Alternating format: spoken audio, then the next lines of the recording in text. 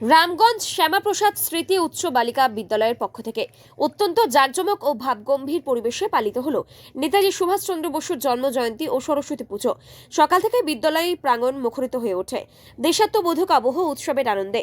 দিনের শুরুতেই শ্রদ্ধা ভরে পালিত হয় মহান স্বাধীনতা সংগ্রামী নেতাজি সুভাষচন্দ্র বসুর জন্ম জয়ন্তী। নেতাজির আদর্শ, দেশপ্রেম, আত্মত্যাগ ও সাহসিকতার কথা ছাত্রীদের সামনে তুলে ধরা হয়। তার জীবন থেকে অনুপ্রেরণা নিয়ে আগামী প্রজন্ম যেন দেশ ও সমাজের জন্য কাজ করে, এই বার্তায় দেওয়া হয় বিদ্যালয়ের পক্ষ থেকে। এরপর বিধিবদ্ধভাবে অনুষ্ঠিত হয় শিক্ষার দেবী মা সরস্বতীর পুজো। বিদ্যালয়ের ছাত্রছাত্রীরা নিষ্ঠা ও আনন্দের সঙ্গে পুজোয় অংশ নেয়। একসঙ্গে দুই গুরুত্বপূর্ণ উৎসব পাওয়ায় ছাত্রীদের মধ্যে ছিল বিশেষ উৎসাহ, উদ্দীপনা। এই প্রসঙ্গে বিদ্যালয় কর্তৃপক্ষের পক্ষ থেকে পঙ্কজ ভগত কি জানালেন, শুনে নেব।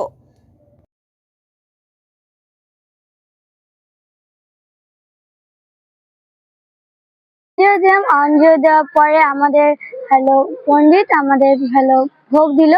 ভোগটা খেতে আমরা আবার আবার আবার খিচুড়ি ভোগ দিল, ওখানে আমরা গেলাম, অনেক কিছু খেলাম।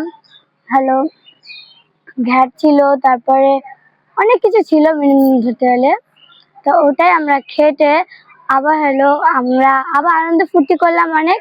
আমরা আনন্দ ফুর্তি করার পর আমাদের অনেকটা খুশি হলাম। আমাদের স্কুলে এত বড় প্রোগ্রামটা হলো, এত লোকজন আসলো, তার মধ্যে নেতাজির জন্মদিনও হলো, আমরা খুব খুশি পেলাম। নমস্কার, শান্তিকা রায়।